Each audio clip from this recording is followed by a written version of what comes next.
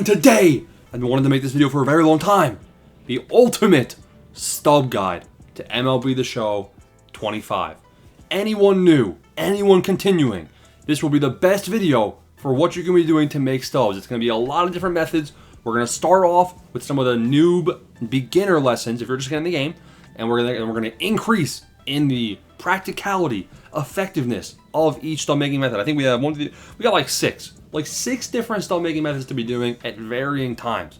This will be the ultimate guide. Smash like and subscribe button, join the Discord. We got 4,500 people in that Discord, link in the description. Please become a member of the channel. It helps us out, and we help you out make stubs in hidden Discord channels. Here we go. Let's get into it. Thing number one. Dude, speech therapy, man. The first thing you gotta do, single player mode's Conquest. Don't you dare play a Conquest game. It's not worth it. It's not worth it at all. But go on your iPhone, hopefully not an Android, but go on it. Go on the website, showzone.com, and look up Conquest Hidden Rewards. These maps will have locations that are not, you don't have to play a single game.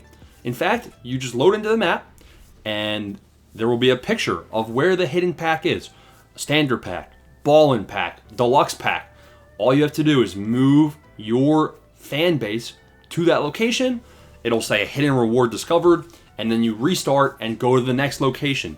Do this for every single map. You will probably have, if you do this for every single map that you're seeing right now, it depends like when you're watching this video, you're probably gonna have like close to 50 standard packs, close to 15 ball as the habit packs, all for free. For free in 30 minutes of your time. That is an insane, jump start to your stub count potentially. I mean, personally, I didn't pull Trout. You might. Simple as that. That's thing number one. That's the first thing for the no money spent stub guide. Thing number two, and this is where things get a little glitchy, because there is a glitch. There is a glitch while I'm making this video and Road to the Show. And again, I haven't done this at all because it's not fun, number one.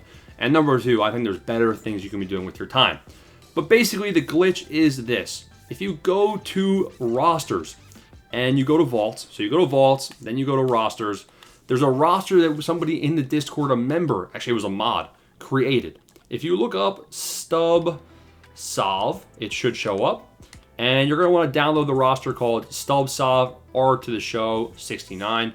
I must have spelled it wrong or something, but you guys should be able to find that pretty dang easy. You're going to want to load that roster into a brand new Road to the Show. You're going to want to get drafted to, I believe, the Mets, but the full method of this description is in the Discord for members. But basically what you do is you get drafted to the Mets, and you can basically farm equipment packs. This is also something where, depending on the price of equipment, you can buy these packs, go to packages, go to the shop. There was a method where buying this pack for 1,000 stubs actually gave you a pretty good return on your investment. You're paying 1,000 for this pack, but there was a lot of diamond equipment that was very expensive that made this worth it. Right now, it's not worth it, and honestly, I don't see this being worth it at all the rest of the year. So ignore that. But you can get those packs for free with boss challenges in Road to the Show. So when you load in the roster, you're going to be using a team where basically every single pitcher matchup that you face is actually going to be a boss challenge. That's kind of the point of the roster. You're going to want to play those boss challenges, you're going to want to beat them, and you're going to actually get one of those equipment packs for free. Once you get the equipment pack, I believe you can play a full series or something, and then basically what you do is those packs, they stack up and stack up. There's also a glitch. The glitch is that you can close out of the application and those packs would still be there, and then you would restart your progress. It's a whole thing, man. But that is a pretty okay stub making method. Some people are getting lucky making like 30,000 stubs an hour doing that, and it's very, very farmable. So that's something you can do. Again, we have videos with better descriptions of that already out on the channel, so I'm not going to go into too much depth. Now we have a method that has a special place in my heart, and this will be a good method at varying times throughout the year. We have a whole spreadsheet in the Discord telling you whether or not this method is cooking. Silver to gold exchange, this bar is 18,000 points. You fill up this bar to 18,000 using a couple different strategies. There's a couple different combinations, as I would say. And right now, I can pull up the Silver to Gold Exchange helper in the Discord, and it tells me that the cheapest way to fill up this bar to 18,000 right now is using 379 overall players and 178. You can see it just gets over 18,000. I could do all 479 to get 19, but that would be a waste of stubs. You want to do this cheap. Currently, the price of the lowest 79 overall player is Colton Cowser at 167 stubs, and the price of the lowest 78 overall player is 137 stubs. The price of this pack right now with this combination is 636 stubs. The expected value of one of these gold packs. Now it says non-sellable. That's a glitch. It's a visual glitch. So I mean, again, another glitch. But the price of one of these packs, the average value, is around 957 stubs. If you quick sell, if you don't quick sell everything. So this pack cost us 636 stubs to make, and we pulled Alex Bregman. Now you want to do this in very high quantity. I'm talking about 100 plus packs per opening. You'll probably be making right now, if you're doing this, you'd probably be making close to 30,000 stubs an hour is my guess. Again, I haven't been doing this myself because I'm around 1.3 million stubs, no money spent. Haven't really been doing any stub making methods besides roster update investing, building up that before. We'll get to that soon. But silver to gold exchange definitely cooks. The other combinations you can do is 478 overall players and 177. You can also do 1075 overall players, and then you can also do 677 overall players. Now, there's a very fast way to do this on the app. You can actually use the companion app, which if you don't have the companion app, highly recommend. But you can also go to the exchange tab on the companion app, and it might be quicker. You can also look at the open pack history on the companion app to quickly sell off all of your pulls from doing this in high quantity. That's method number 2. Method number 3 has been cooking this season. Diamond Quest. And I'm not sure when I'm posting this video, probably on Tuesday, which coincidentally, it says there's going to be a new April Showers Diamond Quest. Diamond Quest has been a it's actually pretty fun. It's a cool new stub making method, and it's very farmable, very repeatable. I'm going to show you guys it on this map because this map right here has been the best one. Basically, you have 2 options. You kind of have to be able to beat the game on go to difficulty, and you don't have to swing the bat. If I was to go into this, the strategy is this: you hop in, and what you want to do is you want to go directly to the stadium as fast as possible. You don't play this, this boss right here. You just go all the way down and then all the way over. This ball has the same path every single time. It always avoids you unless you're going right at it on purpose. So you go all the way down, then all the way to the stadium. You play the stadium, and on go difficulty, you have like a 75% chance of earning the reward once you, do a couple challenges along the way. How do you win on go difficulty? Well, there's a couple things you can do. What I recommend is using a lineup of partially drag bunners and partially your best cards. With the best cards, you're going to want to ambush, because if you ambush, you have a chance at making contact. If you're not ambushing, good luck getting a hit on go difficulty. Some of the best bunters, at second base, you're definitely going to want to use Brian Roberts. At shortstop, you're definitely going to want to use Alan Trammell. Those are free Team Affinity cards. Beyond that, maybe Biggio as catcher if you have him from Team Affinity. But we already have a whole video on the best drag bunners for Diamond Quest. Go check out that video already on the channel. But the reason that's such a good stub making method is because it's quick. You can beat, for this map specifically, for Noah Schultz, in 20 minutes or less, you can win on go difficulty, get Noah Schultz, and you get Chase Burns. Now, right now, the prices of those guys have obviously dropped because they've been farmed for so long. But Noah Schultz, you're still going to get around 6,500 stubs. And who was the other guy? Shaw, Burns, doesn't even matter. You're still looking at another 2,500 stubs. Basically, you're looking at around 10,000 stubs per hour, not per hour, per run of that map. You can probably be looking at around 25,000 stubs per hour to that map specifically. The good part of Diamond Quest is there's more maps that will be dropped. Walker Buehler, he's going for 10K. Jake Berger, I'd imagine, is 4K. So you can beat this map and potentially earn more stubs. Now, this map right here is not worth it right now. These guys are a bit less expensive than their counterparts, and they're harder to get, less odds. So the reason I'm saying this, depending on when you're watching this video, we're going to have new maps all year long. Now, we'll see what they do with the odds.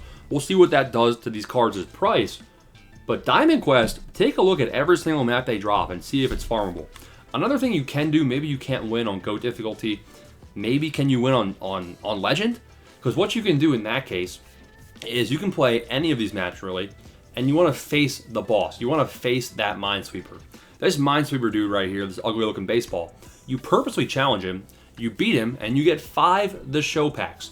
When you get 5 The Show packs, basically what you want to do is just cash out. You'll play 6 innings of this game.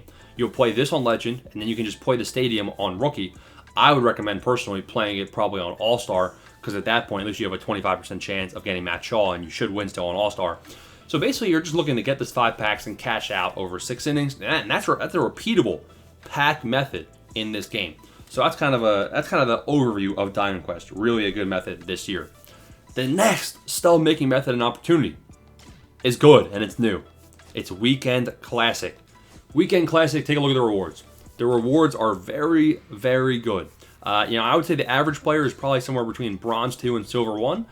Let's say you're in Silver 1. You're going to get 10 standard packs, 5 ball-in packs, and a chase pack if you go 3-3 in your first 6 games. Now, the way that Weekend Classic works is you have 6 games that matter. Games 7 and on, they really don't matter. They don't count for these rewards right here that you see. It says games 1 through 6. So you're going to want to make sure you're playing your best baseball in those first 6 games. Let's say you go 3-3. Pretty damn good haul of packs and stubs for being in Silver 1. Now, if you're an above average player, I mean, look at this. 4-2, you can get an 85 plus Live Series Diamond pack, let alone all the packs leading up to that. And then when you get to the higher divisions, I mean, just the stubs alone added up to almost 50K plus the packs. I mean, you're looking at probably easily 60,000 plus stubs in value from getting 3 wins on these higher difficulties. You're also potentially going to earn the Weekend Classic pack, which as of right now is like an 89 Kluber, 89 Correa, and I would expect that those prices are going to be pretty darn high for those guys, because you have to kind of be high up in rank to be unlocking them, and you have to win your games. So that's going to be a good stub making method all year long, but again, you're going to have to play ranked along the way. Playing ranked along the way, I ain't going to complain, because the multiplayer program has actually been giving me some pretty good stuff. Like, the packs are solid, but the XP is insane. And the XP then feeds into the XP path. So I think they've done a pretty good job with multiplayer this year. I wish that multiplayer, you could farm Team Affinity and more programs easier in multiplayer. But hey, hopefully they add that in the future. Now we go to the best stub making method. Actually, we won't. We'll go to one that I don't really like. Flipping.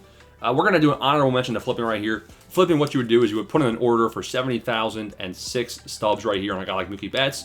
You'd buy him up, and then you would sell him, and keep in mind there's a 10% tax, but you would basically flip him for the margins, and I would make about an 1,800 stub profit. Not even worth it when I'm risking 70K, but that is a stub making method. Hasn't been that good this year, but it will be at points when the margins expand. But now the best stub making method is going to be, actually, it's basically like fantasy baseball. It's like fantasy baseball in real life. I call it roster update investing, and I also call it flipping. Let's take a look. Jarren Duran. Jarren Duran he's actually started off kind of slow, but he has a lot of hype around his name and his overall. He's currently an 84 overall with quick sells for 1,500 stubs. When he has, every 3 weeks, starting May 2nd of this year, there's going to be a roster update. San Diego Studios will look at how they're performing in real life, and they're going to actually give them changes to their attributes in the game, which will then change their overalls. That's going to be happening every Friday, every 3 weeks throughout the season. Their quick sell values will change. So when you have a bunch invested in one player, I'm talking about buying, who do I have? I don't know, Cody Bellinger. Let's say Cody Bellinger gets a +1 to his overall. He goes diamond. He goes from 84 to 85. His quick sell value changes from 1,500 to 3,000. And I have 73 of them. So 73 times 1,500 profit, I'd be making 150K for doing nothing besides believing in Cody Bellinger. So there's a bunch of different people you can invest in. That's kind of what I'm good at. That's kind of what the channel's here for in the Discord and the membership. It's roster update investing, but you don't have to wait every 3 weeks, because there's guys that go up in stubs for good performances. Garrett Crochet, I recommend buying him at 1,300 stubs, and now here we are a couple days later. He's been at 2,000 plus stubs every single day. So that was a 700 stub profit per. There's more guys. Jazz Chisholm, you could have bought in that quick sell a couple of days ago after his torpedo bat performance. Now Jazz Chisholm is a lot of stubs. Bregman's up in value. Rafael Devers, for some reason, is up in value. Shota is up in value after a couple solid performances from him. Hunter Green, Freddie Peralta. It's not even just waiting those 3 weeks. You can flip these guys, and while you're tearing up your portfolio, is what I like to call it, let's say, all right, maybe Bryce Miller doesn't go up in price, but maybe he's trending in the right direction. Like if the update worked today, maybe he would get a +1. Well, you're not going to want to just sell him because he didn't go up in price. You're going to want to just hold him and then you're kind of going to be longer term waiting. But you are eventually going to be hitting on some of these guys that do just randomly go up in price. Eugenio Suarez went up in price. Take a look at this. Look at that. He's leading the league in home runs while I'm making this video. Could be a decent guy to be holding on to. 50,000 stubs per player is the rule. That's how much you're going to want invested. If you're below 300,000 stubs with your stub count, I would recommend targeting pitchers 2 to 3 days before their performances. You can also make a lot of stubs with bronzes and silvers, but it gets a little bit riskier because you're going to be investing a bit more stubs. Christopher Sanchez pitches the day that while I'm recording this video, he's pitching in about an hour. He was 200 stubs yesterday. Because it's the day of his start, his price goes up. There's a lot of stubs to be made with this method. It's the best stub making method. And it concludes the MLB The Show 25 Ultimate No Money Spent Stub Making Guide. Hope this helps every single one of you boys out. Please help support the channel. Especially subscribe button and become a member. Peace.